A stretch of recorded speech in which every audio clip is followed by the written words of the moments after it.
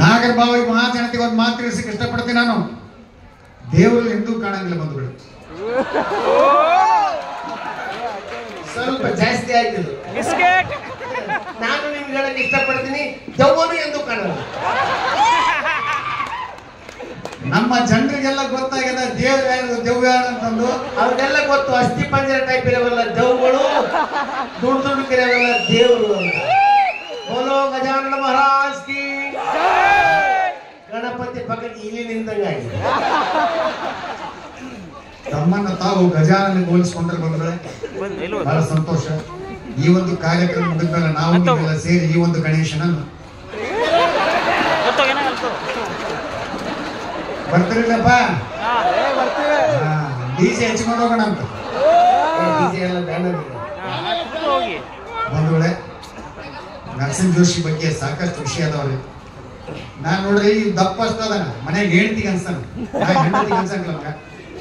ಈ ಒಂದು ಕಾರ್ಯಕ್ರಮ ಮುಗಿಸ್ಕೊಂಡು ರಾತ್ರಿ 4 ಗಂಟೆಗೆ ಹೋದ್ರಪ್ಪ ನನ್ನ ಕೂಡ ನನ್ನ ಹೆಂಡತಿ ನಾವು ಹೋಗುತ್ತಾನೆ ಊಟ ಮಾಡಂಗಿಲ್ಲ ಬಂಧುಗಳು. ಇದಕ್ಕೆ ಗಡ್ಸ್ ಅಂತಾರೆ ಮನುಷ್ಯ. ಇದನ್ನ ನೀವು ಸರಿಯಾಗಿ ಸುಮ್ಮನೆ ಕೇಳಿಸ್ಕೋಬಾರ್ದು, ಆಲಿಸ್ಕೊಳ್ಬೇಕು. ಅವ್ರು ಆಡ್ತಕ್ಕಂಥ ಮಾತುಗಳು ಏನಿದೆ ನೋಡಿ, ಅದರೊಳಗೆ ಉತ್ತರ ಇದೆ. ಹೇಳ್ರಿ, ನಾವು ಹೋಗುತ್ತಾನೆ ನನ್ನ ಹೆಂಡತಿ ಊಟ ಮಾಡಂಗಿಲ್ಲ ಅಂತ ಹೇಳಿದ್ದೀನಿ. ಇದರ ಅರ್ಥ ಇಷ್ಟೇ, ಅವ್ರಿಗೆ ಅಡಿಗೆ ಮಾಡಕ್ ಬರಲ್ಲ. ಹಾ ಸರಿನಾ? ಇವ್ರು ಹೋಗಿ ಅಡಿಗೆ ಮಾಡಿಟ್ರೆ ಅವ್ರು ಊಟ ಮಾಡಲ್ಲ. ಅವ್ರು ಊಟ ಮಾಡಿ ಉಳಿದಿದ್ದನ್ನ ಇವ್ರು ತಿನ್ನೋದು. ಹಂಗಾಗಿ ಇವ್ರು 7-8 ಡ್ರೆಸ್ ಹಾಕೋಬೇಕು ಮೈ ಮೇಲೆ. ನಾವು ಡೈರೆಕ್ಟ್ ಡೈನಿಂಗ್ ಟೇಬಲ್ ಹೋಗೋದ್ರಿಂದ ನಾವು ಹಿಂಗಿದ್ದೀವಿ. ವ್ಯತ್ಯಾಸ ಇಷ್ಟೇ. ಹೆಂಗ್ ಮಾತಾಡ್ತಾರೆ? ನಾನು ಊಟದ ವಿಷಯಕ್ಕೆ ಸಾಧ ಇಲ್ಲ ಬಂಧುಗಳೇ. ಮೊನ್ನೆ ರವಿಯಣ್ಣ ಮನೆಗೆ ಹೋಗಿದ್ವಿ, 20 ಒಬ್ಬಟ್ಟು ತಿಂತೀವಿ ಇಬ್ರು ಸೇರಿ. ಯಾರು ಎಷ್ಟು ತಿಂದ್ರು ಡಿವೈಡ್ ಮಾಡಿ. ಇವ್ರು 19, ನಾನು 1. ಬಂಧುಗಳೇ, ನರಸಿಂಹ ಜೋಶಿ ನನ್ನ ಜೀವದ ಗೆಳೆಯ ಅಂತ ಹೇಳಿದ್ದಲ್ಲ, ಈ ಜೀವದ ಗೆಳೆಯನ ಒಂದು ಕುಟುಂಬದ ವಿಷಯ ನಿಮ್ಮ ಮುಂದೆ ಹೇಳಕ್ ಇಷ್ಟಪಡ್ತೀನಿ. ವೈಯಕ್ತಿಕ ವಿಚಾರ ಬೇಡ, ವೈಯಕ್ತಿಕ ಅನ್ಲಿಕ್ಕೆ ಏನಿಲ್ಲ. ಇಲ್ಲಿ ಬಂದಂತ ಜನ ನಮ್ಮ ಕುಟುಂಬದವ್ರು ಇದ್ದಾರೆ, ನಮ್ಮ ಅಣ್ಣ ತಮ್ಮಂದಿರಿದ್ದಾರೆ, ಅಕ್ಕ ತಂಗಿಯರಿದ್ದಾರೆ. ಅವ್ರ ವಿಚಾರ ಕೇಳೋದಕ್ಕೆ ಹೇಳಲೇಬೇಡ್ರಪ್ಪ. ಒತ್ತಾಯದ ಮೇಲೆ ಹೇಳ್ತಾರೆ. ಜನ ಒತ್ತಾಯ ಮಾಡ್ತಲ್ಲ, ಜನರು ನೀವು ಒತ್ತಾಯ ಮಾಡ್ತಾ ಇದ್ದೀರಿ. ಹೇಳಲೇಬೇಡ ಅಂತ ಹೇಳೋರು ಹೇಳ್ತಾರೆ. ಇವರ ಹೆಂಡತಿ ಒಂದು 5-6 ವರ್ಷಗಳ ಕೆಳಗಡೆ ಪ್ರೆಗ್ನೆಂಟ್ ಆಗಿದ್ರು. ಇಲ್ಲ, ವೈಯಕ್ತಿಕ ವಿಚಾರ ಇದೆ. ವೈಯಕ್ತಿಕ ಅನ್ಲಿಕ್ಕೆ ಏನಿಲ್ಲ, ನಮ್ದ ಮಂದಿ ಐತಿ. ಯಾರು ಏನಂದ್ರಿ ಈಗ? ಇಲ್ಲಲ್ಲ, ನಮ್ದ ಜನ ಐತೆ. ನಿಮ್ ಕುಟುಂಬದವರು? ನಮ್ಮ ಕುಟುಂಬದವರು. ನಿಮ್ ಕುಟುಂಬದವರು ನಿಮ್ಮ ಮನೆ ತಗೊಂಡು ಮಂದಿ ಮನೆ ತೆಗಿ ಮಾಡ್ತಾರೆ. ನಮ್ದು ನಾ ತಕೊಂಡ್ರೆ ಮಜಾ ಬರಂಗಿಲ್ಲ ಅನ್ನಕ್ಕೆ ನಿನ್ ತೆಗಿಲಕೈತೆ. ಮಜಾ ಸಲ ಇನ್ನೊಬ್ರು ಮನೆ ತೆಗಿ ಮಾಡೋದು ನೋಡ್ರಿ. ಇವರ ಹೆಂಡತಿ ಪ್ರೆಗ್ನೆಂಟ್ ಆದಂತ ಸಂದರ್ಭದಲ್ಲಿ ನಮ್ಮ ಹಿಂದೂ ಸಂಪ್ರದಾಯ ಪ್ರಕಾರ ಇವ್ರ ಮನೆಗೆ ಸೀಮಂತ ಕಾರ್ಯಕ್ರಮ ಮಾಡ್ಲಿಕ್ಕೆ ಅಂತ ಹೇಳಿ ಹೆಂಡತಿ ತೋರ್ ಮನೆಯವ್ರು ಬರ್ತಾ ಇದ್ರು. ಮನೆ ಸಮೀಪ ಇದ್ರು. ಇವ್ರ ಗಂಡ ಹೆಂಡತಿ ಮನೆ ಮುಂಭಾಗದಲ್ಲಿ ನಿಂತ್ಕೊಂಡಿದ್ರು. ಇವ್ರು ಮೊದಲ ಬ್ರಾಹ್ಮಣರು, ಲುಂಗಿ ಅಷ್ಟು ಉಟ್ಕೊಂಡು ಬರೀ ಮೇಲೆ ನಿಂತ್ಕೊಂಡು ಪುಣ್ಯ.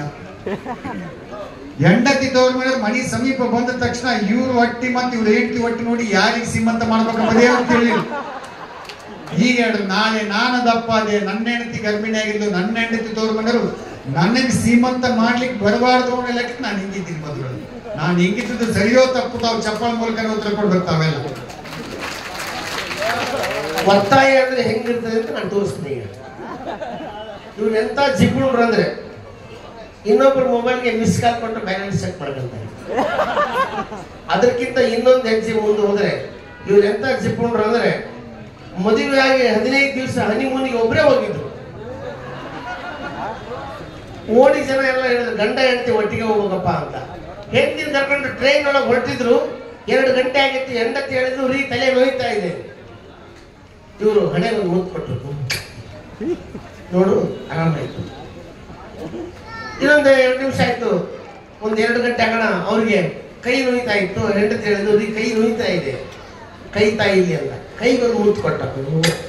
ಜೋಶಿ ದಯವಿಟ್ಟು ಅವೆಲ್ಲ ಹೇಳಕ್ ಹೋಗ್ಬೇಡಿ. ಹೇಳುವಂತ ವೇದಿಕೆ ಅಲ್ಲ ಇದು. ಏನ್ ಹೇಳ್ರಿ? ಅವೆಲ್ಲ ಹೇಳಕ್ ಹೋಗ್ಬೇಡ್ರಿ ಅಂತ ಹೇಳಿ. ಇದು ನಿಮ್ಮದೇ ಕುಟುಂಬ. ಅವರು ಒತ್ತಾಯ ಮಾಡಿ ಚಪ್ಪಾಳೆ ತಟ್ಟರೆ ಹೇಳ್ತಾರೆ, ಹೇಳೋದೇ ಇಲ್ಲ. ಬರೀಲಿ ಇದಕ್ಕೆ ಒತ್ತಾಯ ಅಂತ ನೋಡಿಲ್ಲಿ, ಇದಕ್ಕೆ ಒತ್ತಾಯ ಅಂತಾರ.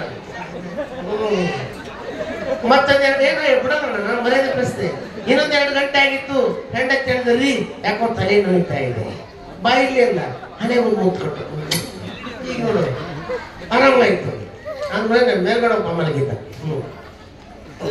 ಈಗ ನೋಡಿ, ಯಾವುದೇ ಕಾರ್ಯಕ್ರಮ ನೋಡ್ಬೇಕಾದ್ರೆ ನೀವು ಸುಮ್ಮನೆ ನೋಡ್ಬಾರ್ದು, ಬಹಳ ಅಬ್ಸರ್ವ್ ಮಾಡಬೇಕು. ಇಲ್ಲಿ ಒಂದು ಘಟನೆ ಆಯ್ತು. ಏನು ಹೇಳಿ? ನೀರು ತಂದಿಕ್ಕಿರ ನೋಡ್ಲಿಲ್ಲ. ಹೀಗೆ ಹೇಳ್ತೀನಿ, ನಿಮ್ಗೆ ಕಲ್ಪನೆ ಬರ್ತದೆ.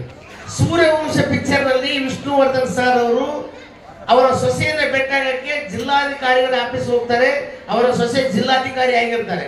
ಅವ್ರನ್ನ ಹೋಗಿ ಭೇಟಿಯಾದಾಗ ವಿಷ್ಣುವರ್ಧನ್ ಸರ್ ಅವರು ಜಿಲ್ಲಾಧಿಕಾರಿ ಆಗಿರ್ತಕ್ಕಂಥ ಅವ್ರ ಸೊಸೆ ಮುಂದೆ ಕೂತ್ಕೊಂಡಾಗ ಅವರ ಮಾವನಿಗೆ ರೆಸ್ಪೆಕ್ಟ್ ಕೊಡಬೇಕು ಅಂತ ಹೇಳಿ ಪೆನ್ ಕೆಳಗಡೆ ಎಸ್ದು ಪೆನ್ ತಗೊಂಡು ನೆಪ ಮಾಡಿ ಅವ್ರ ಕಾಲು ಮುಟ್ಟಿ ನಮಸ್ಕಾರ ಮಾಡ್ತಾರೆ. ಅದೇ ಸನ್ನಿವೇಶ ಇಲ್ಲಿ ನಡೆದಿತ್ತು. ಈ ನೀರ್ ಬಾಟ್ಲಿ ಎಲ್ಲಿತ್ತು? ಅಲ್ಲಿತ್ತು. ನಾನು ನೀರು ಕುಡಿದು ಅಲ್ಲೇ ಇಟ್ಟೆ. ಅವ್ರು ನೀರು ಕುಡ್ತಂದು ಇಲ್ಲಿ ಇಟ್ರು. ಮರ್ಯಾದೆ ಪ್ರಶ್ನೆ ಮಾಮ ಹೇಳ್ಬೇಡ. ನಾನು ಬಿಡೋ ಮಗನೇ ಅಲ್ಲ, ಯಾಕಂದ್ರೆ ನಿಮ್ ಕುಟುಂಬದವ್ರಿಗೆ ಚಪ್ಪಾಳೆ ಹೇಳ್ರಿ ಅಂತ. 3 ಗಂಟೆ ಆಗಿತ್ತು, ತಲೆ ನೋಯ್ತಾ ಇತ್ತು ರೀ. ಯಾಕೋ ತಲೆ ನೋಯ್ತಾ ಇದೆ, ಹಣೆಗೊಂದು ಮುತ್ತು ಕೊಟ್ಟ. ಈಗ ನೋಡು, ಆರಾಮಾಯ್ತು. ಮೇಲ್ಗಡೆ ಹೋಗಿ ಮಲಗಿದ್ದ.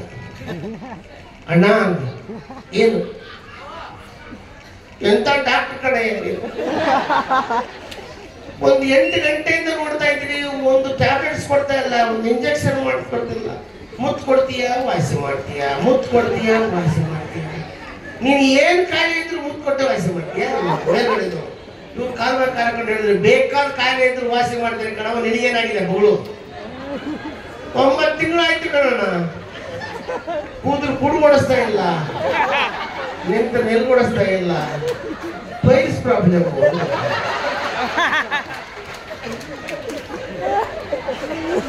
ಇನ್ನೊಂದು ಸಂತೋಷ ಸುದ್ದಿ ಹೇಳ್ತೀನಿ. ಜನ ಇನ್ನೇ ಸ್ವಲ್ಪ ಗೊತ್ತಾಗಿಲ್ಲ. ಅಕ್ಕ ನೋಡಿರ್ಲಿ, ನೀವು ಬಂದು ಬಿಡೋದಾರೆ.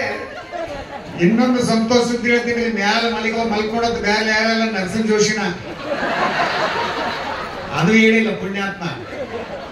ಬಂಧುಗಳೇ, ಸುಮ್ಮನೆ ತಮಾಷೆ ಹೇಳಿದೆ. ನಿಜವಾಗಿ ಒಂದು ಮಾತು ಕೇಳಕ್ಕೆ ಇಷ್ಟಪಡ್ತೀನಿ ಜೋಶಿ ಅವರಿಗೆ. ನಾನು ಸತ್ತರೆ ಏನ್ ಮಾಡ್ತೀನಿ? ನಮಗಂತ ಅವಕಾಶ ಸಿಗ್ತಾನೆ ಇಲ್ಲ. ತಮಾಷೆ ಮಾಡಿ ಹೇಳಿ, ನಾನು ಸತ್ತರೆ ಏನ್ ಮಾಡ್ತೀನಿ? ನಾನು ಸಾಯ್ತೀನಿ. ನನಗೀಗ ಗೊತ್ತಾಯ್ತು ಏನಂತ.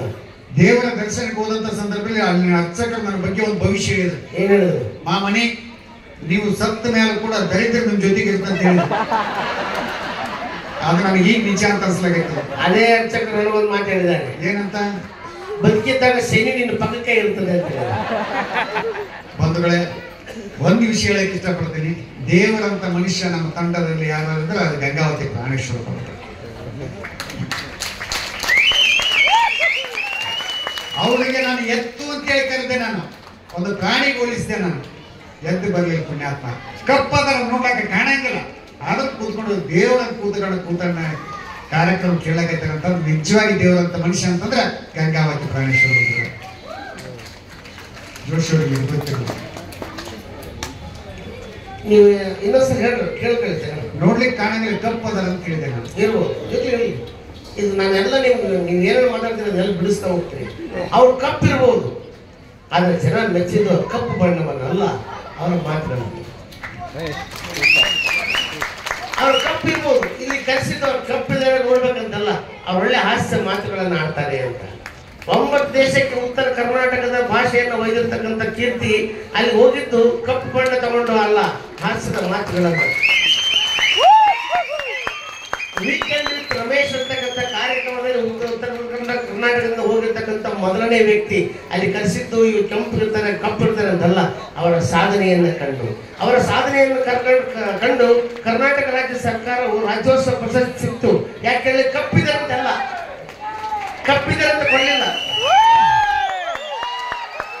ಬನ್ನಿ ಸರ್, ಬನ್ನಿ ಸರ್, ನೀವೇನು ಬೇಜಾರು ಮಾಡ್ಕೊಂಡು ನಿಮ್ಮ ಪರವಾಗಿ ಎಲ್ಲ ಮಾತಾಡಿದ್ದೀನಿ. ಒಂದ್ಸಾರಿ ಕಪ್ಪಿದ್ದಾರೆ ಅಂತ ಹೇಳಿದ್ರೆ ಅದಕ್ಕೆಲ್ಲ ಸಮರ್ಪಕ ಉತ್ತರ ಕೊಟ್ಟಿದ್ದೀನಿ. ಈಗ ಇಷ್ಟು ಜನ ಬಂದ ತಕ್ಷಣ ನಿಮ್ಗೆ ಜೈಕೋರ ಹಾಕಿದ್ರು. ಯಾಕೆ ಹೇಳಿ? ನೀವು ಕಪ್ಪಿದ್ದೀರಿ ಅಂತಲ್ಲ, ನಿಮ್ಮ ಸಾಧನೆಯನ್ನು ಕಂಡು ನೀವು ಮಾತಾಡಿ ಸರ್. ಈಗ ಮಹಾಮನಿ ಒಂದೇ ಸಾರಿ ಕಪ್ಪಿದ್ದಾರಂತ ಕೈ ಬಿಟ್ಟ.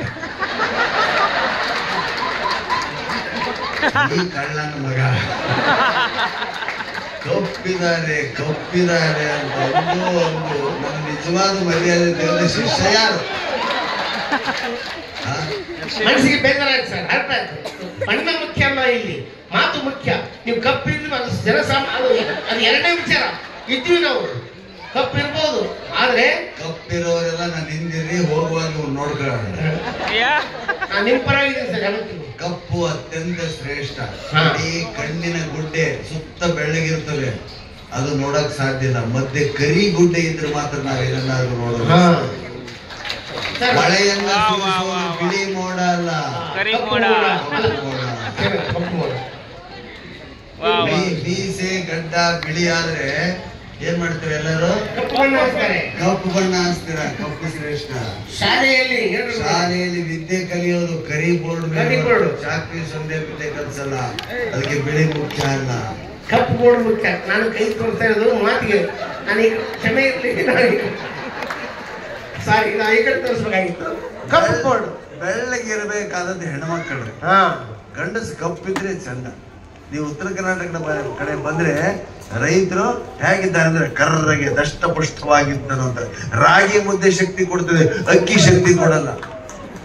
ರಾಗಿ ಮುದ್ದೆ ಕಪ್ಪು, ಹೌದಾ? ಹತ್ತಿ ಹಣ್ಣು, ಹಾ, ಹತ್ತಿ ಹಣ್ಣು ಕೆಂಪು ಇರ್ತವೆ, ಬಿಚ್ಚಿ ನೋಡಿದ್ರೆ ಒಳಬಾಡಿರ್ತವೆ. ಹಿಂಗೆ ಅಂದ್ರೆ ಏನು ಹುಳ ಅಂತ ಅಂದಿದ್ರು ನಾನು. ಯಾಕೋ ಸೈಲೆಂಟ್ ಆದ ನೋಡಿದ್ರ?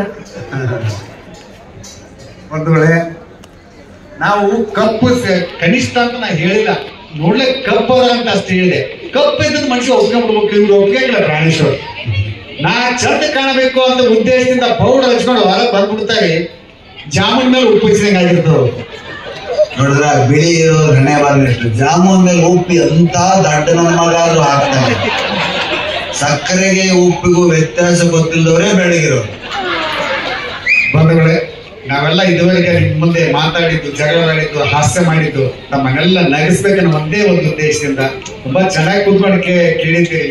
ಇಷ್ಟು ಚೆನ್ನಾದಂತ ಕಾರ್ಯಕ್ರಮ ನಾವು ಅನ್ಕೊಂಡಿದ್ರೆ ನಿಜವಾಗಿ ಹೇಳ್ಬೇಕಾಗಿತ್ತಂತಂದ್ರೆ ಅದರ ಕ್ರೆಡಿಟ್ ನಿಮಗೆ ಸಲ್ತದ. ಬಂಧುಗಳೇ, ನೀವು ಚೆನ್ನಾಗಿ ನಗ್ತಾ ಇದ್ದೀರಾ. ಬಹಳ ಬಹಳ ಬಹಳ ಒಳ್ಳೆ ಪ್ರಾರಂಭದಲ್ಲಿ ಕೇಳ್ತಾ ಇಲ್ಲ, ರಶ್ ಜಾಸ್ತಿ, ನೀವೆಲ್ಲ ದೂರ ಅಂತ ತಿಳ್ಕೊಂಡು ಬಹಳ ಬೇಜಾರಾಗಿತ್ತು ನಮ್ಗೆ, ಏನಪ್ಪ ಅಷ್ಟು ದೂರದಿಂದ ಬಂದಿದ್ದೀವಿ ಅಂತ. ವಂಡರ್ಫುಲ್ ಕಾರ್ಯಕ್ರಮ.